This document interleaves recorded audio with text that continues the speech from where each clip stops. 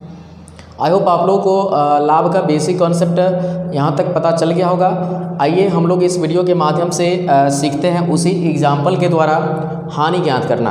अब इसमें क्या करना है, ऊपर में देख रहे होंगे कि हानि यानी कि लॉस, ठीक है। उसमें क्या था कि जब विक्रय मूल्य क्रय मूल्य से बड़ा होता था तब लाभ होता था, ठीक है। लेकिन यहाँ पर क्या है कि जब विक्रय मूल्य क्रय मूल्य से छोटा होता है तो हानि होता है। विक्रय मूल्य जो होगा वो छोटा होगा, ये किसका साइन है, छोटा है, ठीक है।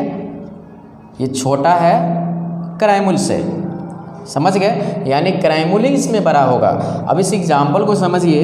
एग्जाम्पल को समझने से पहले आपसे मैं यह क्वेश्चन करूं, जो आपको घाटा कब लगता है, ठीक है। तो आप यही कहेंगे कि सर जितना में हम लोग कोई भी सामान कोई भी वस्तु खरीदते हैं, ठीक है, और किसी कारणवश उसको कम दाम में बेचना पड़ता है ना, तब घाटा लग जाता है, हानि होता है। आइए इस एग्जाम्पल को समझिए। एक वस्तु 15 रुपये में खरीदा गया, तभी इसको क्या किया गया था, 10 रुपये में ही खरीदा गया था।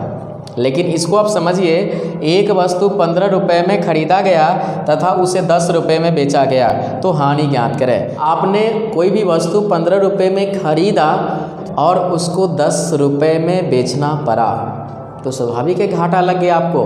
तो कैसे घाटा लगा और कितना लगा ये भी आपको पता चल गया होगा। 5 रुपये घाटा लगा। कैसे, 15 रुपये में खरीदा और 10 रुपये में बेचा, तो इस खरीदने वाला जो मूल्य होता है वो होता है क्या, क्रय मूल्य, ठीक है। और जो बिक्री मूल्य होता है जिस पर आप बेचते हैं ना, वो होता है आपका विक्रय मूल्य। तो आइए हानि बराबर क्या होगा, फॉर्मूला क्रय मूल्य, यानी कि जितना में आपने खरीदा था उसमें से घटा देना है किसको, जितना में आप बेचेंगे यानी विक्रय मूल्य। 15 रुपये में खरीदा था, 10 रुपये में बेचा, तो 5 रुपये घाटा लग गया। तो क्या किया, क्रय मूल्य जितना में खरीदा और जितना में बेचना पड़ा उसको घटा दिए, तो उतना क्या हो गया, घाटा लग गया। तो हानि बराबर फॉर्मूला समझ गए होंगे, क्रय मूल्य घटे विक्रय मूल्य।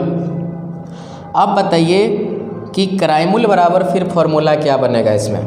अगर मैं आपसे यह प्रश्न करूं कि इसके साथ साथ देख रहे हैं आपकी हानि जो है 5 रुपये पता चल गया, हानि कितना हुआ इसका, 5 रुपये, 5 रुपये आपको घाटा लग गया। चलिए, तो ये हानि 5 रुपये हो गया। और अब क्रय मूल्य बराबर फॉर्मूला लिख रहे हैं, तो ये हानि और विक्रय मूल्य ये दोनों चीज़ आपको दिया रहेगा, तब ये क्रय मूल्य बराबर फॉर्मूला लगाइएगा।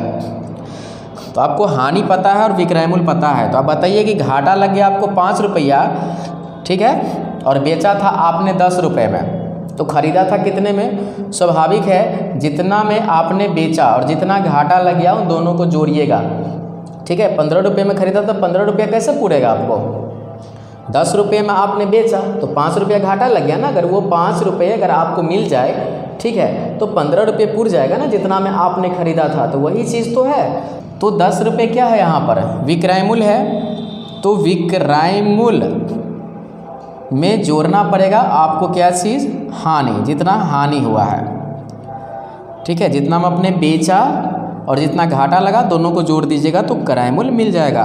अब हम लोग क्या करेंगे, विक्रय मूल्य फाइंड आउट करेंगे। विक्रय मूल्य फाइंड आउट करने के लिए कभी भी दिया जाएगा तो उसके लिए हानि और आपको क्या चीज़, क्रय मूल्य, ये दोनों दिया गया रहेगा। अब हम लोग क्या करेंगे, विक्रय मूल्य को समझेंगे। 15 रुपये में आपने खरीदा था, 5 रुपये आपको घाटा लग गया, तो आखिर कितने में बेचा, 10 रुपये में ना, वही तो है ये 10 रुपये। तो क्या किया, इस 15 और 5 से क्या किया, जोड़ोगे दोनों को तब 10 आएगा, क्या घटाओगे तब ना आएगा। तो 15 में से 5 घटाया, 9 की 5 में से 15 घटाया, तो 15 में से 5 घटाओगे तो 15 आपका क्या है, 15 तो है क्रय मूल्य, खरीद मूल्य क्रय मूल्य है, तो क्रय मूल्य, ठीक है। और क्या किया, उसमें से क्रय मूल्य में से 15 में से इस 5 को जितना घाटा लगा उसको घटाया, तो यहाँ पर लिखिए हानि, आ जाएगा आपको 10 रुपये, ठीक है। आइए इसको अब क्या करते हैं, हम लोग सॉल्व करते हैं इसी क्वेश्चन को। हालांकि आंसर हम लोग को पता चल गया है, तो सॉल्यूशन में क्या सब लिखेंगे, किस तरह से हमें इसका वैल्यू तक पहुंचना है, ठीक है। आइए सबसे पहले हम लिखेंगे प्रश्न से, या फिर दिया है कि तो चलिए प्रश्न से लिख दिया। जिस तरह से हम लोगों ने लाभ ज्ञात किया था उसी तरह से हानि भी ज्ञात करेंगे। तो आइए क्वेश्चन हमारा ये रहा, वस्तु का पहले हम लोग क्रय मूल्य लिखेंगे। वस्तु का क्रय मूल्य बराबर हो गया 15 रुपये तथा विक्रय मूल्य कितना हो गया, विक्रय मूल्य हो गया आपको 10 रुपये। तो हानि इक्वल टू व्हाट, इसीलिए सूत्र हम लोग अब जान गए क्या होता है, कभी नहीं भूल सकते। हानि बराबर क्रय मूल्य घटे विक्रय मूल्य। तो क्रय मूल्य हो गया हमारा 15 रुपये, माइनस से माइनस डाल दीजिए। विक्रय मूल्य है 10 रुपये तो 10 रुपये डाल दीजिए और 15 रुपये में से 10 रुपये घटा दीजिएगा तो 5 रुपये ये आंसर हो जाएगा। आई होप इस वीडियो के माध्यम से हानि किस तरह से ज्ञात किया जाता है यह आप लोग को समझ में आ गया होगा।